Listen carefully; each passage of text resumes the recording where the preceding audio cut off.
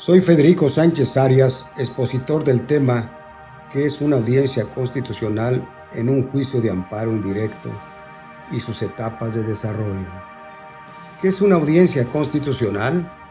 Es el acto procesal que se desarrolla en la primera instancia del juicio de amparo indirecto, en el cual son oídas las partes, quienes pueden ofrecer y desahogar pruebas, así como formular alegatos antes que se dicte la sentencia respectiva. Esta audiencia se conceptúa como constitucional en virtud de que en ella se exponen y valoran los elementos necesarios para que el juzgador de amparo pueda pronunciarse sobre la constitucionalidad o inconstitucionalidad del acto reclamado. ¿Qué es un amparo indirecto? Es aquel que es competencia de los jueces de distrito y en materia administrativa procede contra actos de ejecución que sean de imposible reparación, contra actos fuera de juicio o concluido o que afecten a personas extrañas al juicio o contra las leyes. En un amparo indirecto, la demanda se presenta ante el juez de distrito, que es quien resuelve. Sin embargo, en este caso, la resolución puede ser revisada por el tribunal de circuito, de allí el término indirecto. Es indirecto porque contra la resolución que en el juicio de amparo dicte el juez de distrito, se puede hacer valer el recurso de revisión ante el tribunal colegiado de distrito o ante la Suprema Corte de Justicia, según corresponda. Aspectos de audiencia constitucional en un amparo indirecto. En cuanto a su contenido, puede señalarse que la audiencia se compone de 3 etapas o periodos en el desarrollo de un amparo indirecto. Inciso A. Periodo probatorio. En esta etapa, las partes pueden ofrecer y rendir las pruebas que estimen necesarias para apoyar su dicho, siendo admisible según lo dispuesto por el artículo 150 de la Ley de Amparo, toda clase de pruebas, excepto la confesional y las que fueren contrarias a la moral y al derecho. Cabe señalar que si bien, por regla general, las pruebas deben ofrecerse y rendirse en la propia audiencia, existen casos en que pueden ofrecerse con anterioridad a esta. No olvides que las pruebas testimoniales, periciales, de inspección judicial tienen un desahogo particular, por lo que el término de ofrecimiento es de 7 días contando la audiencia constitucional tal y como la regla lo ordena. Las pruebas testimonial, pericial, inspección judicial o cualquier otra que amerite desahogo posterior deberán ofrecerse a más tardar 5 días hábiles antes de la audiencia constitucional, sin contar el del ofrecimiento ni el señalado para la propia audiencia.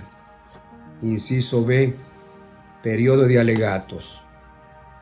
Finalizado el periodo de probatorio, es decir, una vez que son ofrecidas y admitidas y desahogadas las pruebas, se recibe los alegatos de las partes y, en su caso, el pedimento del Ministerio Público. Los alegatos son las conclusiones de las partes en el proceso, en las cuales se expresan argumentos para tratar de demostrar que le asiste la razón, de modo que se declaren fundadas sus pretensiones o, en su caso, sus excepciones al dictarse sentencia. Por regla general, los alegatos se presentan por escrito, pero cuando se trata de actos que importen peligro de privación de la vida, ataques a la libertad personal, deportación, destierro o alguno de los actos prohibidos por el artículo 22 de la Constitución Federal, el quejoso puede alegar verbalmente y solicitar que en auto se asiente un extracto de sus alegaciones, mientras que en cualquier otro supuesto pueden también formularse verbalmente, pero sin la posibilidad de que lo manifestado se asiente en autos. Inciso C. Etapa final. Sentencia. Finalmente, la audiencia concluye con el dictado de la sentencia, en el cual el juez de distrito, después de valorar las pruebas y analizar los alegatos, así como todo lo expuesto por las partes en sus escritos iniciales, determina si el acto reclamado es o no inconstitucional y en consecuencia si ampara o no al quejoso. De este modo, la audiencia constitucional, en todos los casos, debe conformarse por las 3 etapas referidas, tal como se establece en el siguiente criterio jurisprudencial.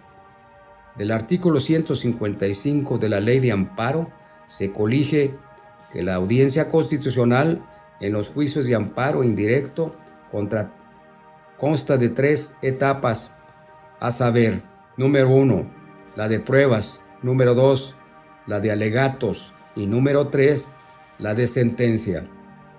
Ahora bien, el desahogo de esas 3 etapas constituye las formalidades esenciales del procedimiento de la audiencia constitucional, de manera que si tal audiencia se celebra sin que se verifique el periodo de pruebas o el de alegatos que exige el numeral en comento, y no obstante dicha omisión en el que pronuncia el fallo respectivo, se actualiza una violación procesal que amerita la reposición del procedimiento en términos del artículo 91, fracción cuarta de la ley de la materia, aún en el supuesto de que no hubiere comparecido de manera personal alguna de las partes, ni existan promociones o pedimento del Ministerio Federal pendientes de acuerdo, ya que la ley no hace excepción al respecto. Conclusiones. Conceder el amparo y protección de la justicia contra una reforma a la Constitución que atente contra los derechos fundamentales de los gobernados y por ende transgreda lo dispuesto por la ley fundamental es sinónimo de que en México existe una real y auténtica justicia constitucional, de que los imperativos constitucionales son supremos e inviolables, del fortalecimiento de un Estado de Derecho constitucional y de que sobre todo se reconocen y protegen los derechos fundamentales consagrados en la ley fundamental. Es por ello que hemos arribado a las siguientes conclusiones. Número 1. La regulación de las reformas constitucionales a través del juicio de amparo fortalece nuestro derecho constitucional al no permitir la existencia de espacios exentos de control constitucional, ya que no hay derecho constitucional donde no se somete a las autoridades lato sensu, a la norma suprema, pues como dice Arturo Saldívar, lo que no se controla de pie a la arbitrariedad y en el abuso. El juicio de amparo, al ser una garantía constitucional, asegura la permanencia y vigencia de los derechos fundamentales, tanto los de carácter individual como social, situación que engrandece en cuanto se controla las reformas constitucionales. Vivir conforme a la Constitución no es esclavitud, sino en ella se encuentra protección y una garantía de felicidad. Por esto, debe existir tribunales que juzguen los atentados contra la norma fundamental, dice Aristóteles.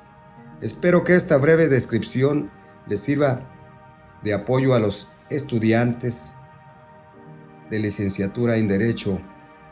Muchas gracias.